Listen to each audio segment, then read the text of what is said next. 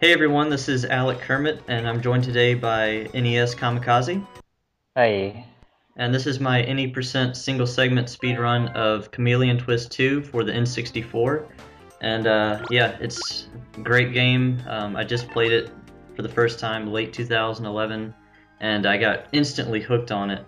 So right now we are looking at the beginning of the first level, which is Air World, and right off the bat I'm using a tongue grapple to do a small corner cut, and there's a lot of that throughout the run. There's also a lot of death warping, which you're about to see one right here. And yeah, so dying in like certain spots of the levels will skip parts of the level. So right there, I skipped a bit of an elevator ride, and it takes a heart away, but there's not a lot of dangerous things in this game. It's pretty basic and whatnot, so not an incredibly difficult game aside from a few sections. So yeah. Some of the bosses are kind of tricky, and for the most part, like, your 10 hearts is like, where do I want to death warp with these 10 hearts? Yeah, exactly. Yeah, the last near the last level and the boss and stuff, it's pretty brutal. The game kind of like slaps you in the face. Also, you'll notice there's like these star pickups and heart pickups, those little metal shaped things. The heart ones, of course, will like cycle through this little random generated thing and give you a certain amount of hearts. And the star ones will give you various random abilities, but they're really not worth picking up. They're a big risk. The only good thing that comes out of the star pickup is speed up, and even that makes you move so quickly that you can't even keep yourself on the course. You'll be falling off constantly. So I don't even try to pick those up. So right here is coming up is probably one of the biggest time savers in the entire game, even though it doesn't look like much. I'll be jumping off this hot air balloon and gliding the rest of the distance because the glide with the parasail moves a lot faster than the balloon itself. And Yeah, this section takes forever normally. yes. So here I go, I'm starting my glide, and near the end of this I'm gonna drop and die, and that's another big death warp. You can see it put me up here on this ledge, and that skips a slow elevator as well. So there's a lot of really forgiving death warp spots in this game. And Yeah, if you jump off too early there, you'll get sent back to the beginning of the balloon. yeah, I use like little reference points like the heart making contact with the air balloon base and stuff.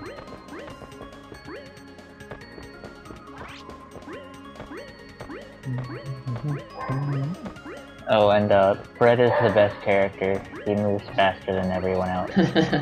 Yeah, that's not true. Fred is the yellow chameleon we're talking about. He's just like the only chameleon that has any kind of like characteristic at all. He just looks bored and or tired. I'm not sure. But all the other chameleons just look exactly the same, but they're just different colors. So yeah, Fred is pretty cool. Mm.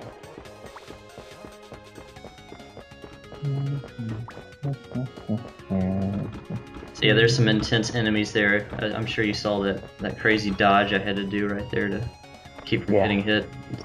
They're walking in a circle. They might get you if you come in the circle. Exactly. So yeah, this first level doesn't have a whole lot going on. Aside from a couple tricks you've already seen, there's not a whole lot of advanced tech going on in this level, but it definitely picks up later. Even in the next level, it has a ton of shortcuts, because I think the next level is the longest one out of the bunch. So that right there is called a tongue swing. You're supposed to do it. It's a thing where you attach your tongue to a pole and you can rotate around it, and you can do that vertically or horizontally, and it's a quick way to do stuff. So right here is a big shortcut, actually, pretty obvious one. If you jump off that platform and tongue grapple over to here, you can skip like doing a couple slow platform rides. Mm-hmm.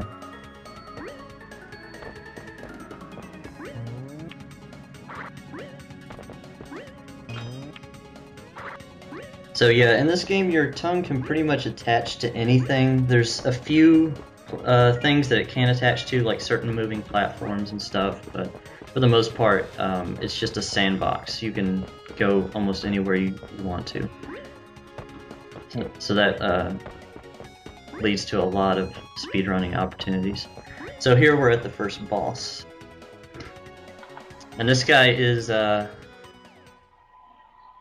pretty easy and forgiving. Most of the bosses are pretty forgiving. So yeah, it's a, I guess, what's he, a mushroom? I think so. No, he is like, I think he is a maraca, shaking maracas. Oh, okay. That's what it looks like. Or no, he's not. He's like a mushroom that's like, the top of him is like a broken maraca, maybe? Yeah, he's... Because those things he's shooting out are definitely mushrooms. Yeah. So, the main strat is just like make a semicircle or a half circle to catch all these mushrooms he's dropping. And if you get hit, it's not a big deal as long as you're not trying to finish off the last cycle. So that was almost perfect. I would say maybe 1 second of improvability on that fight because I got hit during spitting. So I had to spit and then I got stopped and I spit again. And trying to get the little ones around him isn't really worth it, because you hit him for only like 1 or 2 mushrooms, and then it stops his rotation. Right. So there's a really big death warp right off the start. I just fall right off the first platform, and it zips you all the way to the next platform. So it probably saves at least like 4 or 5 seconds right there. So yeah, this is Carnival Land. I think it's the longest level in the game, and it has a ton of shortcuts. And by the way, I found pretty much every shortcut in this game. I think there was one in Bob Mario's TAS in level 1 that I learned from that. Everything else I just found on my own. Yeah, all of the ones I had found on my own you already had. I didn't have much. Alright, so right here I'm going to cross this large gap using only one of these bunny target platforms. So you just jump off, and with a well-aimed tongue you can go right to this part. And I want to apologize for the lag in this video, or the frame rate lag. It happens occasionally. It seems to be some issue where there's like too much going on, like it happens in like heavily patterned areas of the game. But it's not too, it doesn't happen too often, so. Yeah, I thought you get stuck on a couple of those walls. Yeah, well those I think are glitchy. Like, I don't know why, even if you're straight on it, it like still, he like clips into the wall and gets pushed out slow. It's kind of... It didn't for me. It happens like all the time. But yeah, I did a quick shortcut back there just to get to the mouse cart early. Alright, so this is the big Ferris wheel part. There's 3 of these things, and this is the best strategy I could come up with. NESkamikaze helped me optimize it a bit. So you can see right here how incredibly tight this timing is. So yeah, I just like barely got into the cart. There's like a pole in the middle of each of these Ferris wheels, and you can like attach and tongue swing to it with them, but it's so useless. Like, it doesn't help you progress at all. Also, those ledges of the Ferris wheel are parts you cannot tongue to. That's why you've got to glide over to them. Right. So right there with those rotating doors, you're supposed to wait like I think 3 cycles and just, you know, go counterclockwise until you have an opening. But if you're really quick and you like zip to the left, you can squeeze through on the first rotation and keep going. Yeah, it seems like you would be able to get in there right away, but you can't ever make it. Well, yeah, the way this game handles loading is that it's constantly loading next sections of the game, like, right out of your eyesight, like, just before you get to it. So that's what happens there. You'll notice no matter how long you take in levels, if you get to a certain point, it'll always be, like, objects will always be in the same spot. I guess, if that makes sense. I hope it did. Yeah. But yeah, no matter what time, how long it takes you to reach those revolving doors, they're always going to be the same spot. Yeah, so this big fry totally hit me, which sucks, but didn't waste but a second or two. And right here I'm skipping these slow teacup rides. Really generous death warp there, and the tongue zip, and yeah.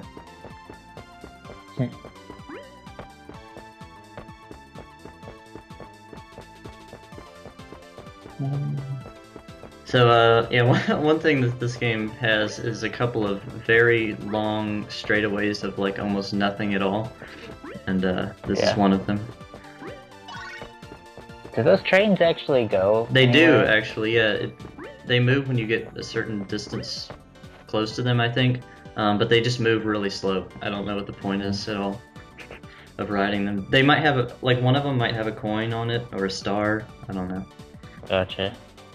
Alright, so here's the trapeze part, and this for me was really difficult to get consistent. Like, you can go from one trapeze to the next, like, flawlessly, but you can see I just barely didn't grab it there, and I had to grab it on the next bounce. See, when you bounce on the trapeze, you go almost straight vertical. You can barely get any horizontal distance at all.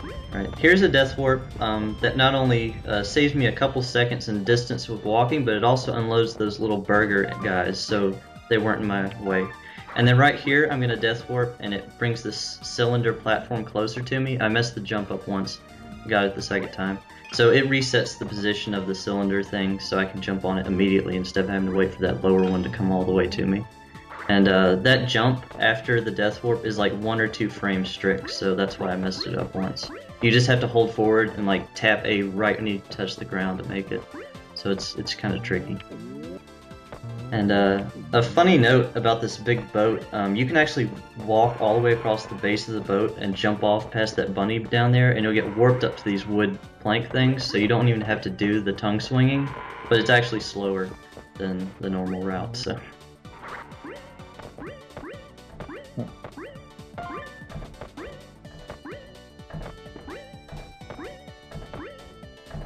And NESkamikaze, you gave me a suggestion to do like a tongue pole vault thing to get up there early instead of having to go, you know, underneath that platform. Yeah. No, that actually turned out to be slower. I had tested that a couple days before you asked. It was weird, yeah, it was like a second slower or so. It looks like it'd be faster. It does, but you have to like attach to the wall. You can't just bounce straight up to the platform. Oh, gotcha. You have to like bounce, attach. So with this guy, what I do is I just grab as many of these burger guys as possible and keep hitting him. Once he throws the lettuce, I get in a hit and then I jump off, and it resets the fight, but his health is the same, of course. So that just allows me to get in the most number of hits, because after he throws the lettuce, he starts getting shorter, and he starts getting a lot harder to hit because of the things he's throwing at me, which will block the shots I'm shooting. So yeah, really quick fight there.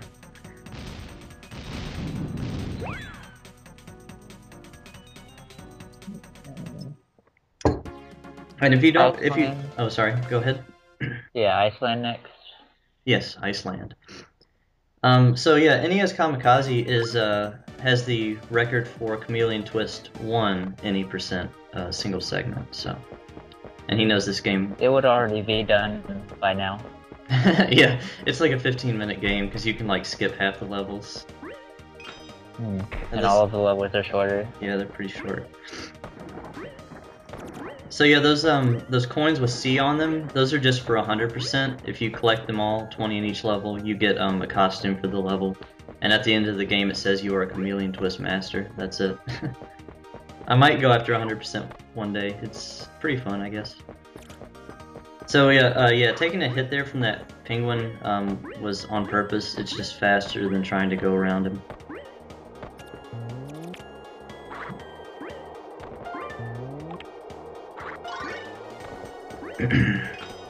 And right here, these snowflakes are usually a bit easier to dodge, but you can see right there, there's like 3 of them and they just make a wall. So I got hit.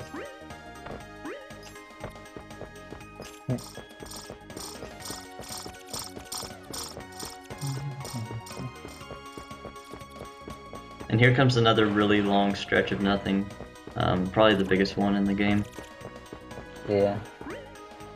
That that penguin that's swimming with his head down in the water isn't tangible. I tried to go ride him one day, but nope. You can't even like get hurt by him? No, he's like totally not there. Weird. So yeah, this hill, I don't think it's faster to jump up it, but I just do it anyway. Most slopes do slow you down a ton.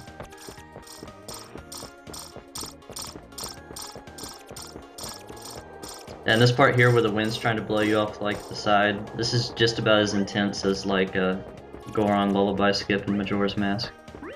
It's pretty crazy. Except I do it unbuffered, so. Yeah. Okay, right here is one of the coolest tricks in the game. I use a tongue jump and jump right off the edge of that wall, and I go around those guys. Normally you have to kill all 4 of those like seahorse guys, and then that wall lowers for you to continue, and they take like 2 or 3 hits each, so that's a big time saver.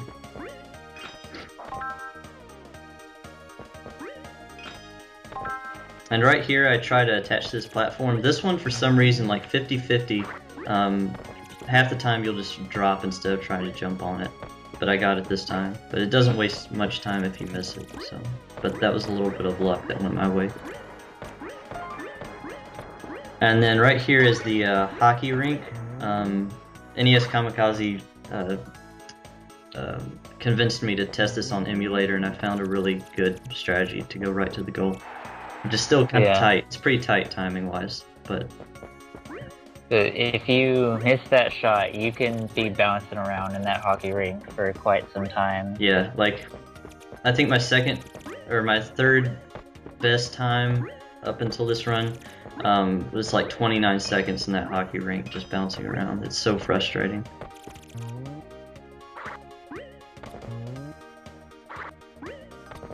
And then coming up here is probably my favorite trick in the run. It's just really funny and saves a ton of time. So you're supposed to wait for the empty ski lift here to ride up, but if you stand, I've got this like reference on the ground, and if you stand just the right spot, you can get picked up by this penguin lift, and he actually damages you, so if you're any closer to the inside of that lift, you're gonna get hit off. But if you're just perfect, you can stay on it. And there I death warp. It not only skips that platform that was right in front of me before I fell, but it also takes you straight down to this lower platform that's up ahead. You're supposed to glide down to it, but you don't have to.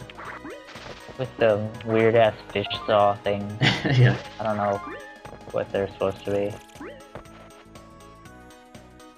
And if you're wondering about the bunny on the carpet, he's like the rabbit down Alice's hole. Wow, that sounded terrible. But you know, he's he basically like gives you a training level at the beginning of the level, and then mid-level he like gives you a mini game if you have enough carrots to earn a coin, and then at the end he just has like some kind of lame joke about how the boss is cool, or you know, whatever pertains to the level.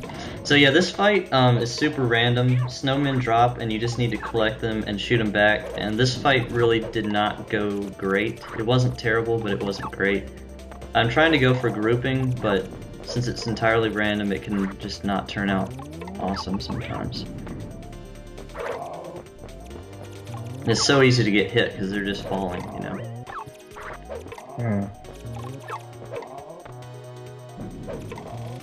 Yeah, this fight was pretty mediocre, I thought. You probably noticed at the beginning of the fight, I like ran straight left, and that was to make him ram the wall earlier, because the snowman dropped only after he's hit the wall. So yeah, there he goes, he's down. So yeah, that probably could have been a good, I don't know, 5 to 10 seconds faster if it was perfect.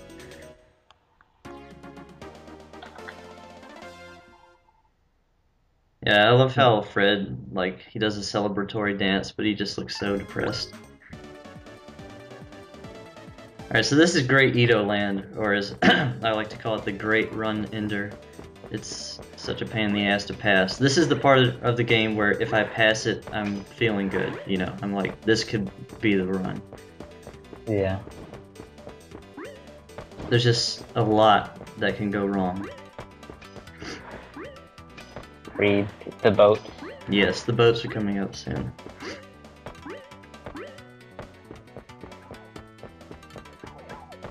Right here, I used to zip off to the right there, and then take the lower path and like jump around it, like the bases, until I got to the end, but it turned out to be slower. Right before I started doing serious attempts, I like tested all my shortcuts, my little time savers, to see if they were really saving time, and a couple of them I had to throw out. So right here are the boats. This is such a pain in the butt. I do it only using 2 of the boats when each one of those candles in the background raises a boat platform. So you have to get that 4th one, and then you attach your tongue to the side of this first boat. But if you don't attach it just right, you'll just fall instead of jumping on top of it, and that's just a run ender. That's it. You have to redo the boats. It takes too long, and that happened countless times in attempts. So both of those boats can just reject you, and you're gone. So right here I'm using I call it wall traversing to skip these platforms. I'm just using my tongue to go like straight around platforming. Since those things are rotating, you can't grab onto them. Right. Those platforms are random in order. Sometimes you have to go left, right, sometimes you can just go pretty straight. This little mini-boss, this is probably my best fight with him that I've had. Or definitely one of the best. You see, I get 2 good hits in, and then one of them just takes him out for me. Another interesting fact, in that boss fight, you can actually like skip that boss fight in a way. You can go around the back way and like try to get to what I'm in now, but they invisible walled it. But once the fight ends, the invisible wall's gone. So that's like the only spot where they try to like protect sequence breaking from happening. It's pretty cool. Yeah, that's weird they wouldn't do that on the ice one. I know, or like Toyland. Yeah, Toyland has like huge skips. Yeah, it's pretty strange.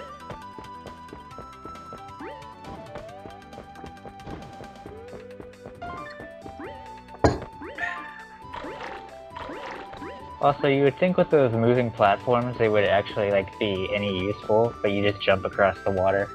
Yeah, exactly. I mean, if you don't jump, you're gonna go off. But anyway, this tic-tac-toe part is completely random. Sometimes it can be really hard to memorize. Like that one wasn't too easy. I think I had to guess at the last few, but I got it. If you get an X instead of an O, the door stays closed and you get like hurt, and it takes like 3 seconds each. So if you're lucky enough to get a pattern that's easily memorized, you're good to go.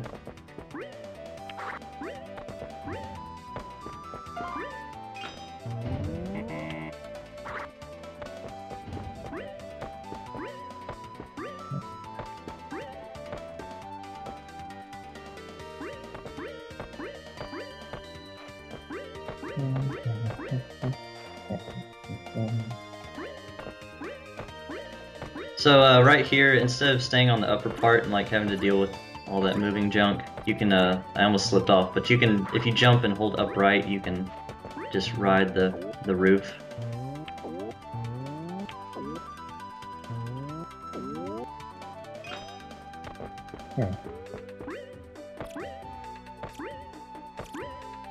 But you have to jump within, like, I'd say a few frames of landing, or you're gonna slide. I don't think it's that tight. It's something like that. I don't know, I still slip off of it occasionally, for some reason.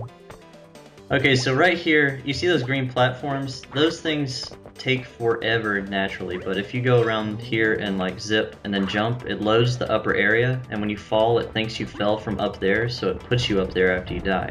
And that skips those green platforms, which NESkamikaze can explain them, he knows what... Yeah, when you step on one, it raises the one that's the lowest, so you have to raise up one a little bit, then jump to the next one to raise a different one, then jump to the next one to raise up a little bit.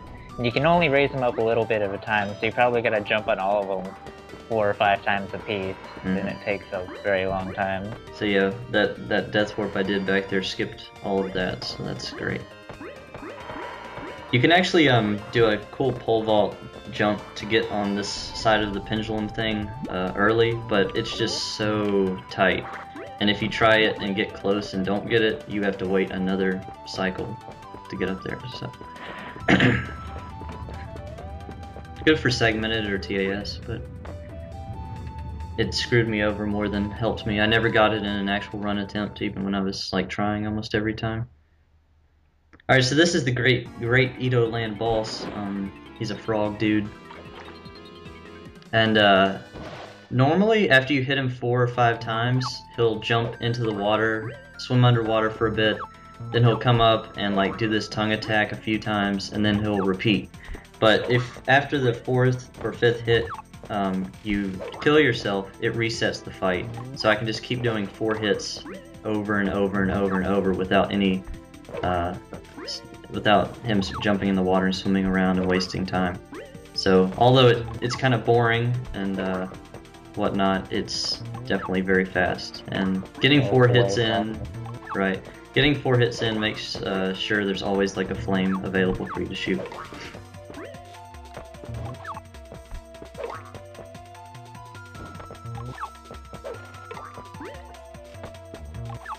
And as easy as this guy looks, it's pretty easy to miss a shot, which happened pretty often, mainly because I was nervous. But aiming your tongue and aiming shots in this game is pretty tough.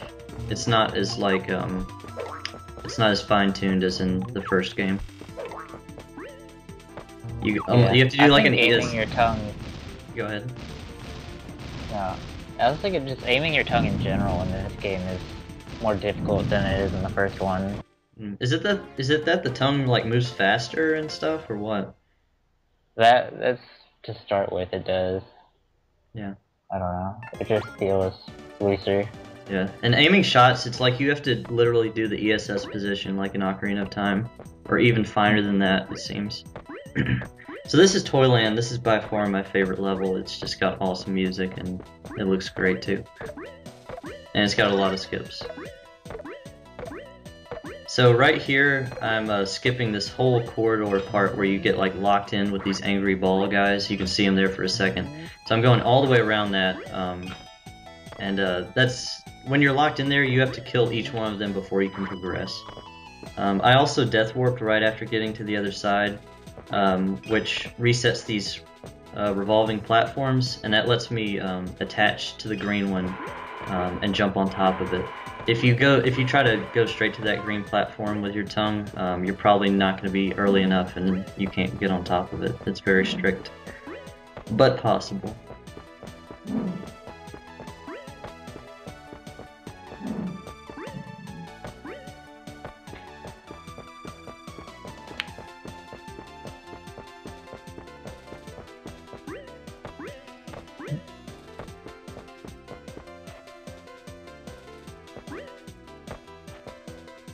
Section's pretty boring. Yup. This level is probably the most difficult one to 100%, like, to find the coins and stuff. There's 2 at the beginning that are so easily missed. And Edo Land has one also at the end that's you would never think of. Like when I was going towards the boss, that straightaway right before the platform in Edo Land, there, and that rolling thing comes out and chases you, you're supposed to go in that doorway to get the coin. Like every other coin is in plain sight, except for that one.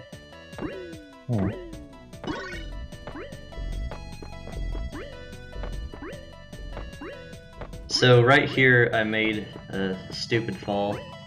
I really shouldn't have fallen off there. I don't know why it pushed me back, but didn't waste much time. And every time I make like a little mistake, I try to make up for it, because it really bugs me. I try to like start cutting stuff a little closer once I've made a mistake like that. Like I usually glide a little farther to make sure I get into that thing, but I'd cut it close.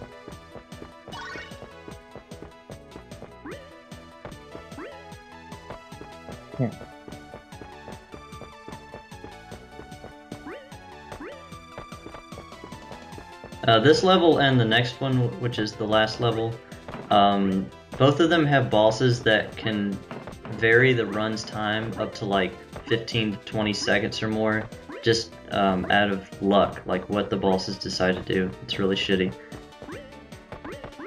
So yeah, that card bridge can be pretty tough for new players, or just casual players. because you have to jump at like just the right time. And here comes a shortcut. It only saves 4 seconds, but it looks really cool. Right here, I pole vault jump, and I get enough height to load the area above, and then it like crushes me underneath the floor, and it brings me up instantly. Normally, you have to like ride a slow platform up there.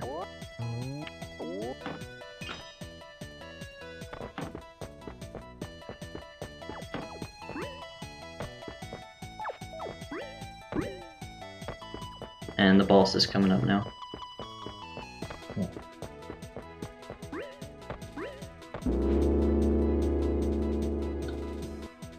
So yeah, this guy can easily just waste like 20 seconds of the run by not starting out with the right attack.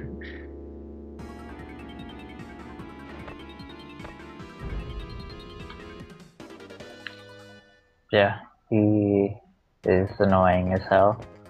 I remember getting like an almost perfect run like up to this caliber, and both of these last 2 bosses were like really bad luck wise, and the run turned out to be like a high 38 instead of probably the 37 that it would have been.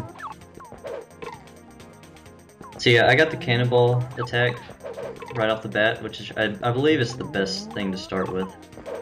That like the enemies, but sometimes they'll start with a rotation and like rotate 2.5 times, and there's just time down the drain. I don't know about you, but the first time I played this game, this boss had me stumped more than the others. Like, I didn't put 2 and 2 together to like try to shoot the cannonball back at him. So I like beat him with only the robot dudes, and it was so difficult. Yeah, the cannonball looks like it'd be too big for you to eat. Exactly. It just kind of disappears inside the chameleon guy.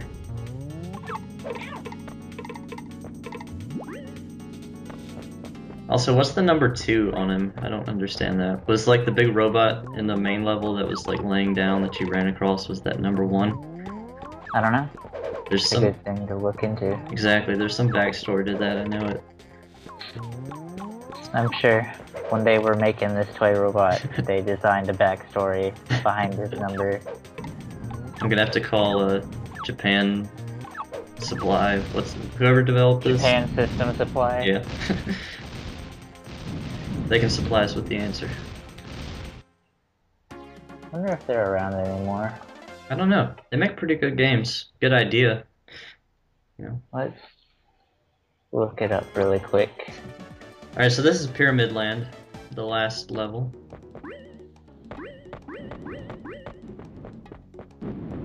And I got squished right there. I get squished about 50% of the time. It doesn't waste much time at all, and yeah, it's just hard to avoid. If you jump at just the right time, you'll go on top of it instead of under it, but it's like a clipping thing. Alright, so right here, I jump off the side of the base of this wall, and it puts me right at the top. And NESkamikaze knows, because we raced this pretty recently, you have to like go in, what, like 5 or 6 cubby holes. You have to like jump and try to attach the wall and jump into the next one, and it takes forever. Yeah. That just skips all that, and it's so easy. And here's another one. I'm just gonna jump off the side, and it'll bring me to the top. That one saves a lot less time, but it's still the same effect.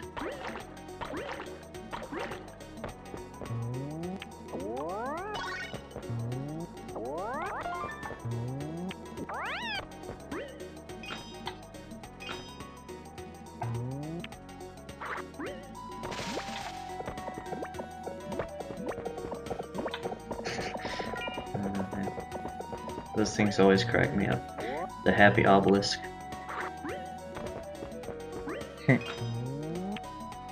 No, I don't think Japan System Supply is around anymore. That's a shame. Did they make anything else besides Chameleon Twist 1 and 2? A couple things. Not much at all. Right here, these things, they're trying to push you off, but if you just jump and hold upright right before you get pushed off, you'll land back on. And yeah, here it comes like just a ton of skipping obstacles with your tongue. And you'll notice I use the parasol a lot. That's to keep height, so that my tongue will land high enough. Otherwise I'd be falling while my tongue is being shot out. right here's some major frame rate lag because all this texture stuff going on. This glorious N64 texture. Yeah, N60 floor. I've actually been pushed through the wall by that boulder. I got completely clipped and I just fell to my death. It's only happened once though.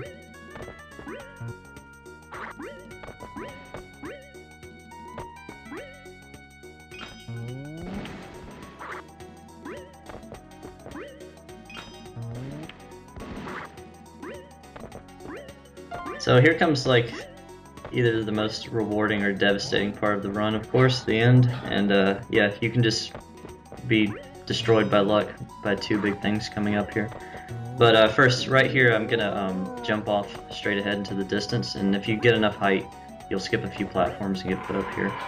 So yeah, these treasure chest guys, they will destroy you if you do not do them just right. Basically, you just want to get as close to them as possible so the mummy guys keep spawning, the mummy ghost, and you can basically just stay inside them and keep spamming. But you're going to take a lot of damage, and luckily, not only did I get like a silver heart drop, but I got a regular heart drop as well. But I have multiple times beaten those guys and just gotten like no extra health from them or these two silver heart things, and it's just game over. Because I couldn't beat the boss with, you know, 4 hearts. So yeah, this is the final boss, the Sphinx. That's what I call him, I guess. He's kind of more like a lion, or I don't know if well, the Sphinx is a lion, isn't he? Yeah. Yeah. But first thing I do is zoom the camera out. That's one secret, so you can kind of see where he's at. So the red and yellow flame cycles that he does, attacks that he does, they're pretty much always the same. The blue one that he's doing now, you can either drop them in like a straight line pattern like he's doing now, which gives you great opportunity to just like hammer him with hits, as you can see. Sometimes he'll drop them like scattered completely randomly, and not only are you going to get hit a lot, but you're just not going to get as many hits in. So yeah. If you get like 3 cycles of scattered blue flames, you're done. The fight's gonna be like a minute slower.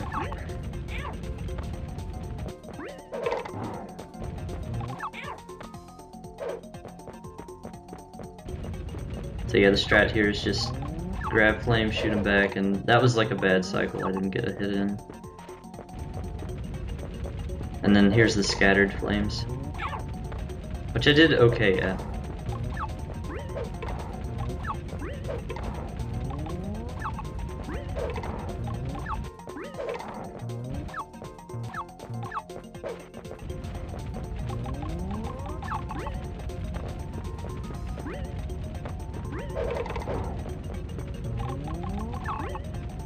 And the final hit, boom, and that's 3747.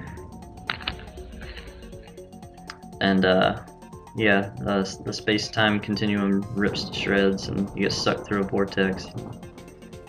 So what exactly is the story here? You're a chameleon in the woods, and you get like brought to this parallel universe, and it's a very Alice in Wonderland direct ripoff. Right. Is that you fall into the hole and you're transformed into like you're like a human like chameleon. In the first game, he looks really funny. He's like got this big round head.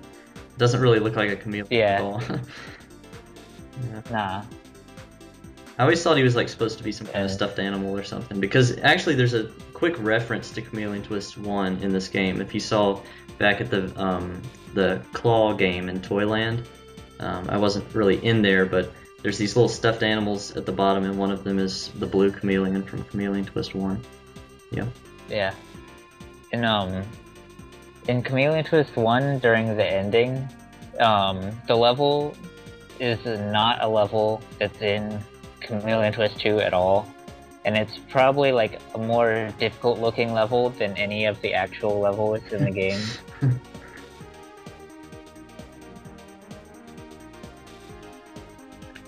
Yeah, I need to finish Chameleon Twist 1. I played a couple levels and I was like, yeah, this is pretty good, but I was obsessed with 2.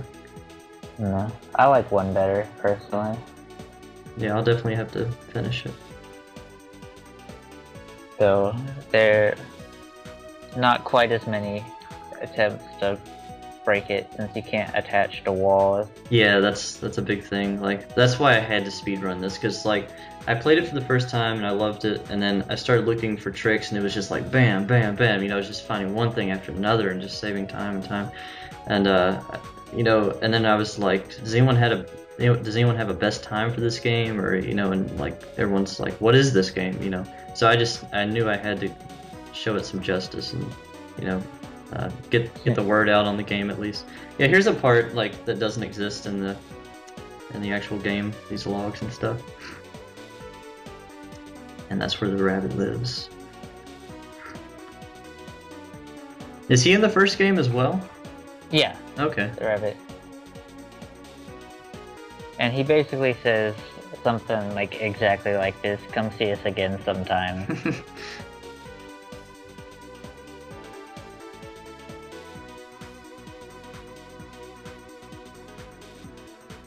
It's kind of dumb. Both games have practically identical endings.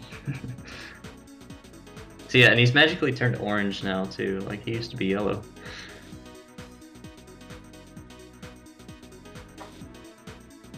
This face. I love that.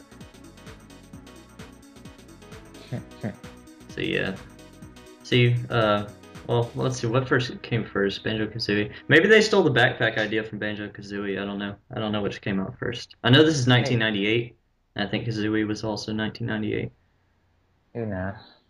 So yeah, there's the end screen, and you can save the game afterwards. And yeah, so that's the run. Thank you very much for watching, and thank you very much NESkamikaze for joining me as well.